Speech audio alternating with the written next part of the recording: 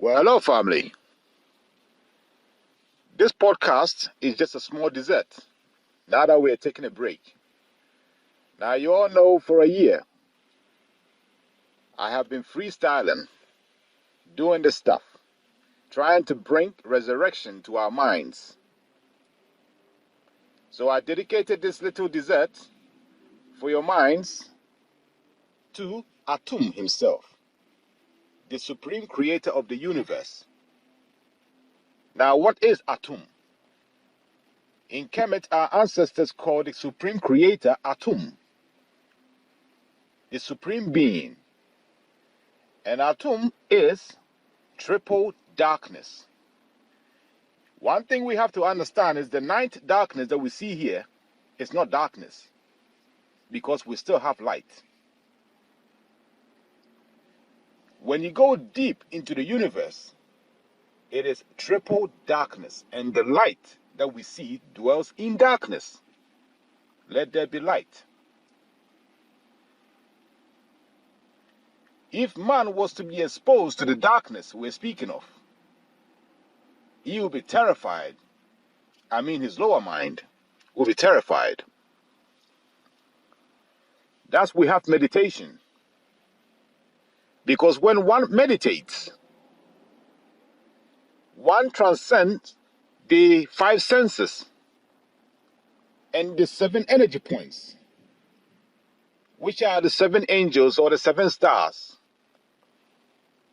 or the gods, and enter a place of nothingness and become one with Atum himself. So in the middle of meditation, when you transcend the mind and the body, you find you are in space. You are in the center of space. This is where wisdom is received from. When the soul becomes one with the whole universe, then it has a universal mind. That's the purpose of meditation. So if one was to go into a dark room, a very dark room, and you sit there, when you can't see nothing, you find yourself in the center of the universe. You are not bound by the physical no more. So whilst man live here on earth, we are ruled by the gods. It is only when we transcend or we raise our vibration through meditation, we find our higher self, because you are truly awareness itself or consciousness. And it's consciousness that is the witness of all the planets, the stars, the moon, everything. Without consciousness or without awareness, nothing really exists. So perhaps if one wants to read the book of Daniel, chapter 2 and verse 20 onwards, you will discover this. Because you see, in the book of Daniel, it talks about the statue of Nebuchadnezzar. And this statue is not about Persia or Rome or whatever empire. It's about the stages of consciousness man receives. This is why the head is gold. Because once you get to the top, the golden part, that's the golden age. You see, now we have been in darkness, or we have been in ignorance for over some 2,000 years. We are just coming out of it at the age of Aquarius. That's why the statue had the golden head, and the feet was stone and iron.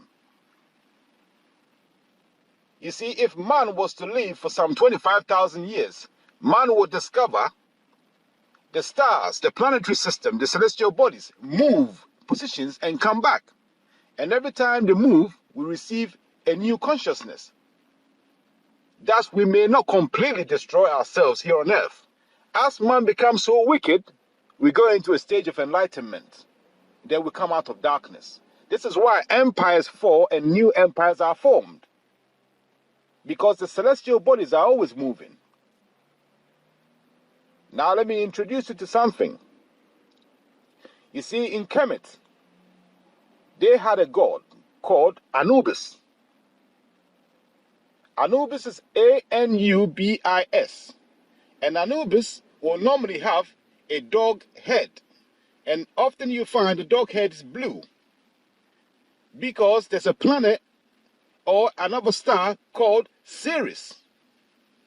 And whenever Sirius, over a few thousands of years, come closer to our galaxy, we receive enlightenment. That's what Sirius bring. So often you will find people saying the dog is man's best friend, because Sirius is depicted as the star dog or the dog star. It's blue. Perhaps if you want to go and view, there's a car or Toyota called Sirius, Toyota Sirius. Go and Google it and you find Toyota Sirius is written, or the images will be written in blue. And often you find there's a dog sitting next to the image. These people know what they're doing. Sirius brings human beings enlightenment. So as above, so below. The movements of the celestial bodies always have influences on us here on earth. We are not separate from the universe. So when people tell you in your churches that Egyptians worship many gods, tell them to sit their behind down. They're just unconscious and stupid. They knew the celestial bodies and gave them names. They mapped out the constellations for the rest of the world to know what happens above. And they said, as above, so below, and the kingdom of heaven is within you, because they knew these planetary systems, or the systems, were also in us. And if man will know himself, he will know the whole universe and the gods. And the creator himself of the universe is darkness. This is why the original people that came on this earth were the blacks, the darker people. You took your color from the originator of the universe. Now, if you're a black man and you're bleaching your skin, you're in bad shape. Because there's power in darkness. This is why I said, if you read the book of Daniel, you'll find Daniel chapter 2 and verse 20 onwards, you find it talks about God, you who dwells in darkness. The day of the Lord is darkness. So family, this is just a small dessert. I wanted something to quench your thirst for knowledge. And when you read this verse, you find knowledge is in there. Wisdom and knowledge is all tucked in there. Go and have a look. Daniel chapter 2, verse 20 onwards. Because the ignorant preachers will not tell you these things. They don't even know these things. They think our ancestors were somewhat some demon or devil worshippers.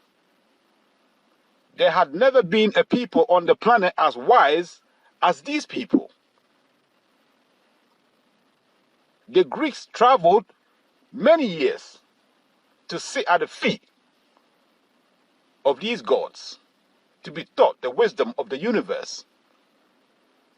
So from myself, Oheneba, we shall meet again soon. Do take care of yourself, family, and peace.